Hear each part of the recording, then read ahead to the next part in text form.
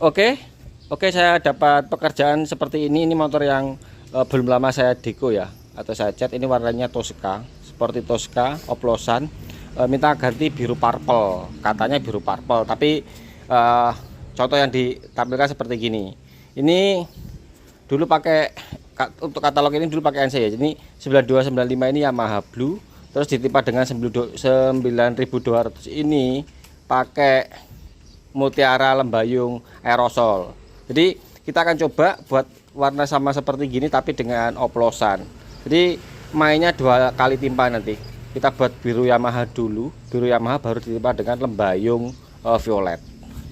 Oke, terus untuk tekniknya, karena ini catnya masih baru, teman-teman sudah banyak yang paham ya. Kalau yang pemula terus masih sering terjadi insiden musibah keriting ya, berarti nggak begitu nyimak di video-video saya. Gridnya pakai 600 atau 800 untuk membuka pori-pori di permukaan luar dari clear coatnya saja, amplasnya jangan sampai terlalu dalam atau amplas saja jebol, karena nanti akan merepotkan pekerjaan, karena ini bekas dekoan. Jadi tapi masih baru sekali, original warna biru, tembak warna Tosca ini sekali, kemudian kita timpa lagi dengan warna biru tanpa harus dikupas, aman. Tekniknya seperti itu. Karena kenapa kemarin kita nggak pakai lapisan dasar yang tebel, jadi kalau kita lapis sekali lagi masih aman, kena panas hujan nggak akan kejadian masalah gelembung. ABS yang biasanya catnya sudah tebal, kena panas hujan gelembung, itu karena satu, ketebalan lapisan, kedua ada epoksi di dalamnya yang tebal, kejadiannya akan sering seperti itu. Oke, lanjut kita amplas dulu dengan grid 600. Nanti hasil setelah sandingnya seperti apa kita tampilkan. Untuk membuat warna seperti gini, berdasarkan dari apa yang sudah saya coba pada katalog, itu caranya cukup sederhana banget. Jadi teman-teman ambil aja cat Yamaha Blue. Untuk Yamaha Blue nya itu sembarang, mau pakai brand apa, tapi kalau misalkan ada PU ya pakai PU. Tapi kalau PU ini, oke, yang katalog sepeda motor kan biasanya PU nggak ada ya, jadi mau nggak mau memang harus ngoplos. Misalkan teman-teman mau pakai PU, tapi kalau teman-teman mau pakai NC, dari banyak brand NC itu banyak yang mengeluarkan warna ya jenis warna Yamaha Blue ini, atau biasanya orang menyebutnya biru Movistar. Misalkan teman-teman mau coba-coba ngoplos sendiri dengan bahan NC atau PU, jadi bahan yang digunakan itu cuman biru, tinta biru. Kalau dari AST Candy Tone biru itu juga bisa, terus violet atau tinta ungu atau Candy Tone violet juga bisa. Kemudian ditambahi dengan mutiara biru, ya mutiaranya mutiara biru. Atau kalau misalkan pengen agak cepat nutup, kalau dari apa ya kemarin tuh, ini kan rasanya kalau yang NC-nya partikelnya pakai silvernya silver yang lembut, jadi gampang cepat nutup. Tapi NC. Terus ini kebetulan saya gunakan biru, jadi tinta biru, tinta violet, lembayung biru, kemudian ditambah silver dikit kalau misalnya pengen cepat nutup, dan ditambah dengan warna magenta biar agak seger gitu. Itu caranya membuat biru Yamaha. Ini sering saya bahas dulu. Misalkan teman-teman susah mendapatkan yang banyak saya sebutkan, terus Yamaha Blue-nya juga nggak ada, teman-teman pakai Shogun Blue. Biasanya dulu kan pernah saya upload ya 5-6 tahun yang lalu rasanya. Ya, Shogun Blue itu biru ya, birunya Shogun, kemudian ditambahin dengan violet atau Candy Tone violet, itu sudah jadi Yamaha Blue seperti gini. Dan ini hanya kita gunakan sebagai warna dasar dulu. Berikutnya untuk aplikasi, karena ini memang bekas cecetan, jadi untuk pemilihan grid amplas, kita di sini memang yang harus hati-hati, dan ini sudah saya sering bahas sekali. Kalau bekas cecetannya ini masih hitungan belum begitu lama, biasanya 1 bulan atau 1,5 bulan atau 2 bulan, anggaplah 6 bulan ke bawah lah, itu dicat itu relatif nggak mikir lah. Intinya resiko terjadi keriting itu jarang, terkecuali mungkin kalau media ini terdapat lecet atau mungkin memerlukan proses dempul. Memang kalau belum pernah megang pekerjaan yang model seperti itu, memang ada trik-trik khusus nanti yang akan kita bahas kembali supaya menghindari menghindari resiko keriting pada bekas yang mungkin terdapat dempul. Kita akan coba angkat lagi ya. Tapi kebetulan di sini pekerjaan yang saya dulu itu masih bowning banget, terus clear yang saya gunakan dulu juga clear HS. Jadi cukup di sini saya amplas dengan amplas grid 600 saja cukup, 600 800 itu cukup, tergantung dari brand dari tingkat kasaran grade amplasnya ya.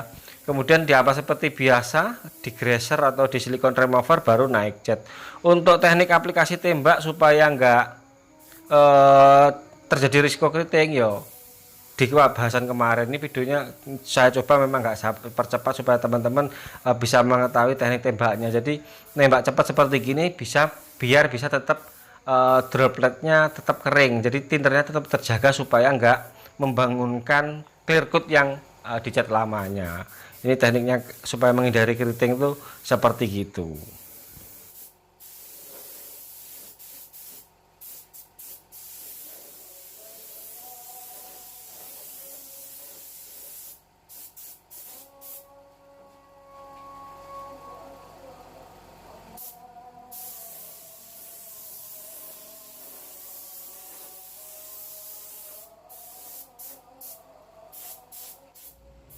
Oke, dan jadinya seperti gini setelah kita aplikasikan warna Yamaha Blue-nya ya. Kalau teman-teman bingung Yamaha Blue-nya ya mendingan beli jadi aja. Tapi kalau mau ngoplos sendiri ya mutiara ini tadi aku pakai mutiara lembayung ungu, terus tinta biru, ungu violet sama magenta. Tambahi silver tapi yang brownnya paling lembut ya, jangan yang kasar. Nah, seperti gini, dan targetnya yang seperti yang di sebelah sini. Jadi tinggal naikkan warna purple rednya. Sepertinya itu merah ya, bukan ungu, bukan. Jadi purple red. Nanti sedikit kita modifikasi dengan kita tambahi magenta untuk lembayung purple rednya.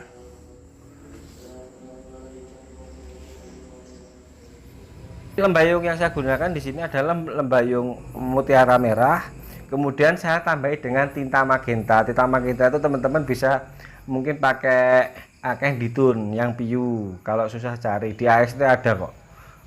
Candy tone pink rasanya. Kalau nggak magenta ya candy tone pink, kodenya itu. Oke, untuk setting spray gun biasanya kalau partikel seperti gini karena kita perlu kering ya. Jadi settingan kalau spray gun yang saya gunakan ini biasanya saya buka 1,5 ulir aja. 1,5 ulir. Ini pattern pola kita buat lebar. Terus angin kita kecilin supaya ini kebetulan nggak pakai manometer, paling ya di antara 20-an PSI lebih ya, sedikit mungkin. Baru trigger kita kunci. Ini. Maaf, ini setelan angin jangan sama setelan ini jangan berubah-ubah supaya nanti partikelnya bisa tetap bagus.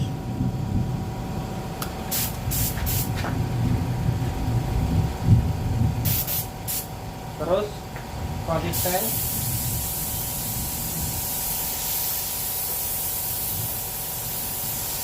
Jarak yang tetap diatur, jarak jangan berubah-ubah seperti itu. Ini mbaknya anginnya cukup pelan, nggak usah terlalu kencang-kencang enggak. Nah gitu, ini nggak slow ya. Oke, cukup. Lanjut ke panel yang kedua.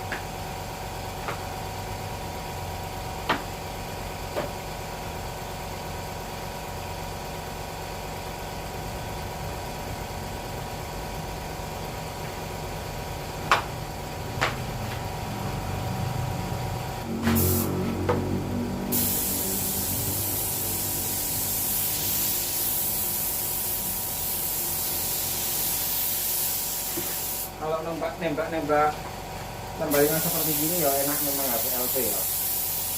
Jadi bisa dapat tembakan yang tipis, kering, nggak terlalu basah.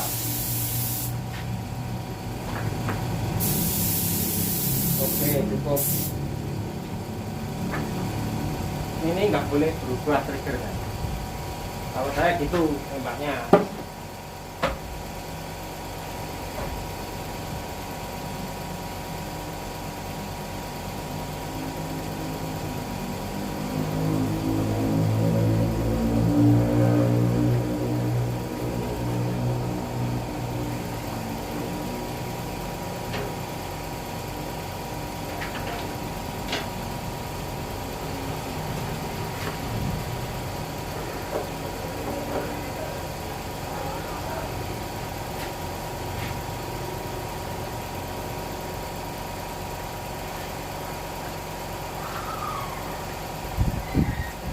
lanjut ke panel wanginya kencang sini.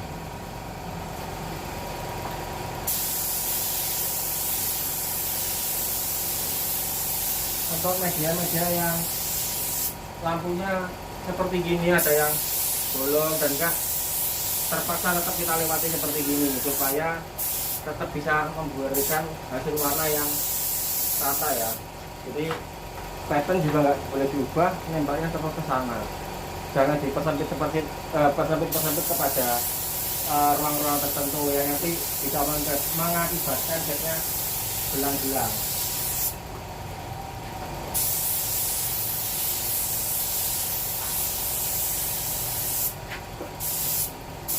Sudah cukup saya rasa.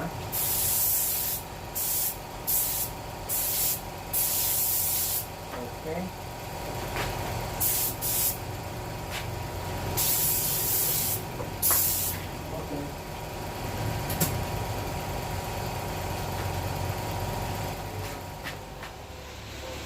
Oke, hasil tembak kita macam seperti gini.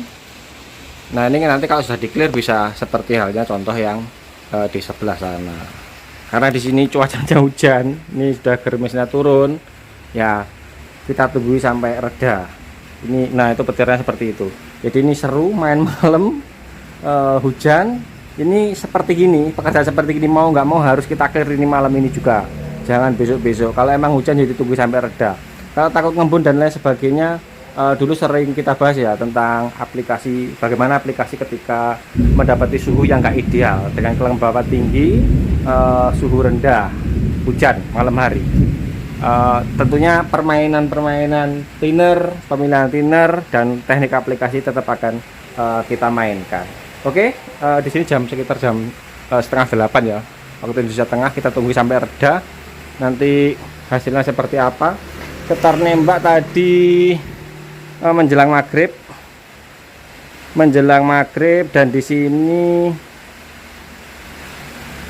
suhunya masih terasa panas 28, tapi kelembapannya kayak sudah tinggi nih, 89 kelembapannya karena mendung hujan.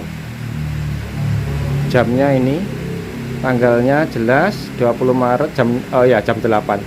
Oke, kita tungguin. Oke, hujan sudah reda dan di sini aku pakai Clear HS 2100-nya Nikon ya. Untuk kemasan yang baru sudah tak jelaskan di video kemarin. Terus karena kelembapan tinggi habis hujan, sebenarnya masih rintik-rintik kecil tapi tidak apa-apa lah daripada nanti kemalaman kerjanya ya. Di sini sekitar jam 9 lebih, setelah 10-an. Thinner kita pakai di bawah 10% kalau sudah kelembapan seperti gini. Kalau pakai Nikon masih ya bisa dibilang enak ditembak meskipun di bawah 10% ya. Terus thinner kebetulan punyanya Nikon nggak ada aku. Ini straslonya pakai punyanya Hardwell supaya lebih mengurangi resiko dari ngembak. Oke, cukup, nggak sampai 10%.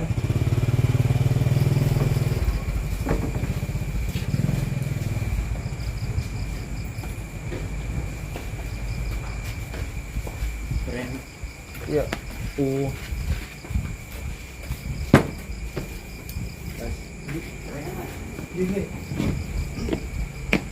halo. Enggak, balik ke pasar. Oke, suhu 20 derajat Celcius, kelembapan 91. Ini masih bisa dibilang normal. Ideal. Aku pernah nembak itu pakai Nikon di suhu kelembapannya kalau nggak salah 97 ya. 97 itu aman. Oke, langsung kita coba aplikasikan.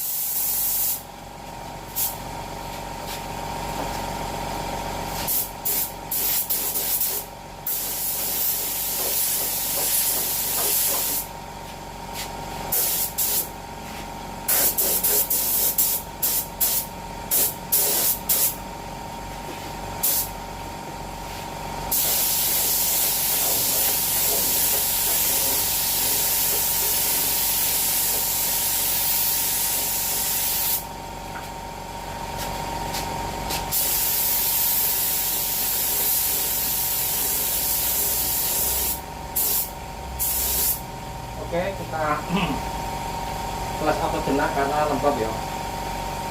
Kita dengan cara dipir seperti ini untuk membantu penguapan ini kalau teknik saya. Tapi nggak usah lama-lama.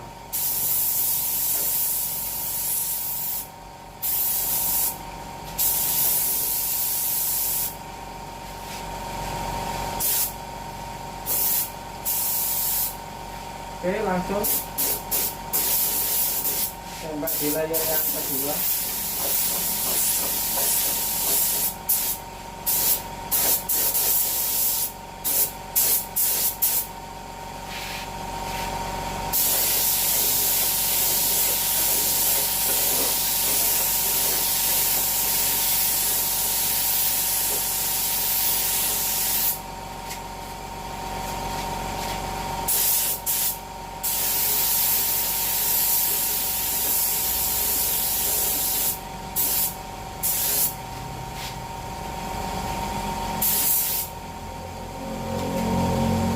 Oke, cukup.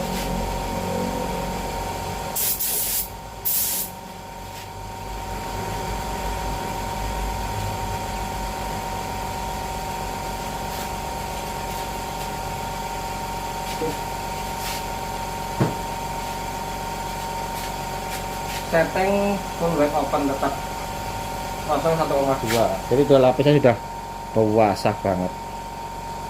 Nah, seperti gini kita diamkan. Oke, jadi sedikit cerita, kemarin tuh ada yang tanya di WhatsApp, mungkin teman kita ini masih pemula ya. Dia tanya begini, Mas, apakah ketika mau naik proses clear root ini catnya perlu kita amplas dulu atau kita poles dulu baru di clear? Nah, kalau saya pribadi, kalau sudah mendapati warna-warna seperti gini, apalagi warna metalik ya, kalau di amplas dulu baru di clear ya, mesti pekerjaannya buyar. Kecuali kalau mungkin catnya solid seperti warna hitam tanpa partikel atau mungkin warna putih, tapi itu pun yo kalau cara seperti itu sudah saya tinggalkan. Itu kan cara-cara lama ya. Jadi kuncinya saya pribadi ini yo, asal cat kita ini sudah tertata dengan bagus, flatnya ini flat ideal, habis ngecat itu didiamkan, jangan sampai terkena debu kalau bisa. Misalkan ada gantungan ya digantung supaya terhindar dari debu apalagi minyak. Terus juga jangan dilap, kalau saya pribadi loh ya, dan jangan digreser. Tapi kalau misalkan masih mendapatkan partikel yang kurang bagus, droplet yang permukaan yang kurang bagus, itu ya tetap akan kita amplas sanding, mungkin amplas 800, bisa mungkin basah atau kering. Kemudian kita tetap tembak tipis cat lagi sampai mendapatkan hasil permukaan cat yang rata. Kemudian kita gantung, kita amankan, jangan disentuh-sentuh apalagi dengan jari jemari kita yang mungkin berminyak atau mungkin habis makan gorengan. Itu akan sangat resiko sekali nanti ketika proses aplikasi clear coat seperti gini. Tentunya ya insiden-insiden seperti berminyak, titik-titik minyak itu ya, atau mungkin kotoran itu akan lebih besar. Jadi setelah ngecat, kalau sudah mendapatkan droplet yang bagus, sudah cukup gantung, diamkan, jangan disentuh-sentuh. Kalau mungkin teman-teman masih mau meratakan lagi, poles, amplas, tapi tetap di setelah amplas atau mungkin setelah dipoles. Tapi kalau saya nggak pernah sebelum cat itu dipoles itu kan ya, kecuali cat NC model era 80-an ya, baru setelah cat gantung. Atau kalau memang ada insiden ya seperti tadi, amplas tipis lembut, tembak tetap ditembak cat lagi tapi tipis encer, supaya dapat mendapatkan hasil permukaan cat yang apa istilahnya, bersih dan juga partikelnya bagus, dropletnya bagus, terus nggak terkontaminasi dengan bahan-bahan minyak dan sebagainya yang bisa mengakibatkan masalah terjadinya trouble pada proses aplikasi clear coat. Ini jawaban dari saya.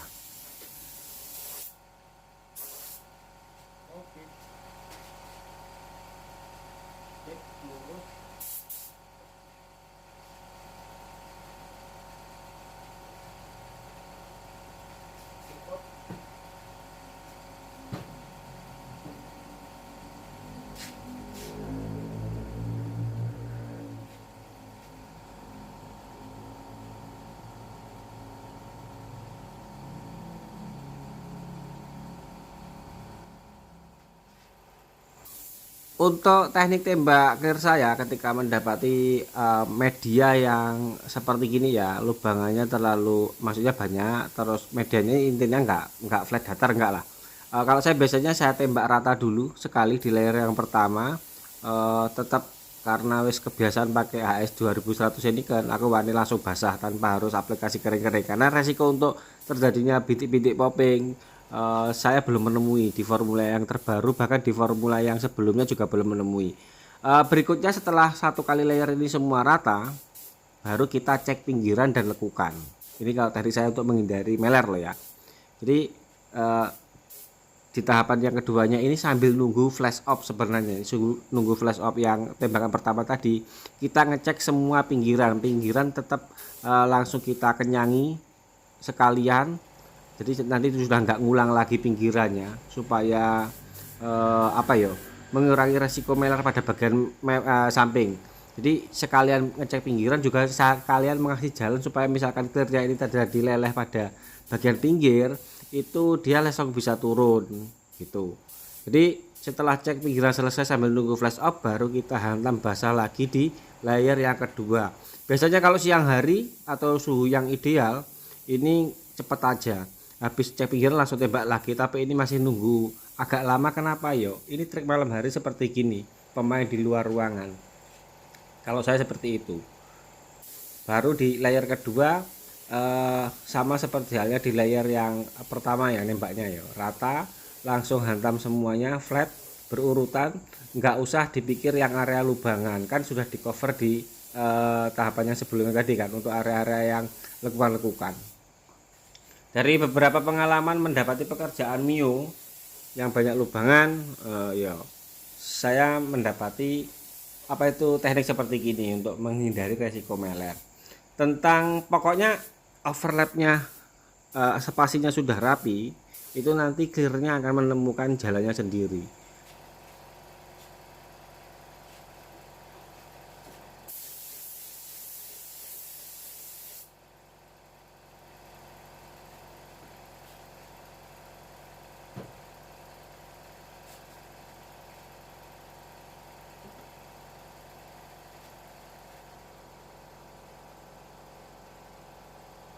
Oke, dan tinggal bagel, ternyata hujannya tambah deres jos, tapi yang lainnya sudah selesai ya.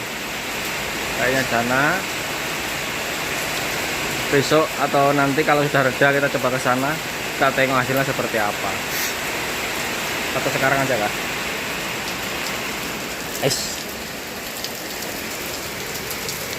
Tempat penyeberangannya yang susah. Hasilnya begini. Warnanya untuk kotoran dan kemungkinan ada meleleh belum bisa ngelihat yo malam, besok aja pagi langsung kita lihat.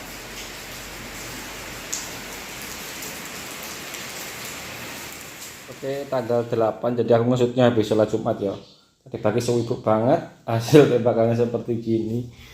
Nah ini kayak kotor kecil lah di sini, ini kotor. Terus mana tadi, oh ini, kalau kotor kecil-kecil seperti gini aja, mana ya, nggak nampak nih. Nah ini cara ngilanginnya ya seperti biasa. Ada yang tanya kemarin, Mas kenapa kok habis nembak terus ada kotoran seperti gini ya, itu bisa jadi karena mungkin sprayganya yang nggak dibersihkan setelah nembak. Jadi misalkan teman-teman pakai 2 spraygan yang khusus clear coat misalkan ya, jadi habis nembak itu clear coat tetap ditembak sendiri dengan spray gun, yang lain ya, supaya kotoran sisa-sisa clear coatnya yang di dalam nozzle itu bisa benar-benar bersih. Kalau misalkan sampai terjadi penimbunan atau ada sisa kotoran clear coat yang di situ, kalau sudah kering biasanya yang akan terjadi adalah clearnya akan mengeras di dalam spray gun. Dan biasanya kalau di tembakan pertama ketika kita memakai spray gun itu kotorannya akan mengeras seperti halnya kotoran kecil-kecil kristal gitu loh. Itu kotoran dari spray gun. Selain dari mungkin kotoran faktor eksternal seperti halnya mungkin bulu, terus dihinggapi lalat, itu wajar. Hasilnya seperti gini. Ini kotor kecil seperti gini dipoles saja hilang nanti. Oke, sekian dari saya, mudah-mudahan ada manfaatnya. Minta maaf videonya terlalu kepanjangan ya, tapi kan paket lengkap mulai dari media, terus skenario pekerjaan, suhu dan lain sebagainya. Mudah-mudahan ada manfaatnya. Sampai ketemu dengan video selanjutnya. Aplikasi malam hari terus.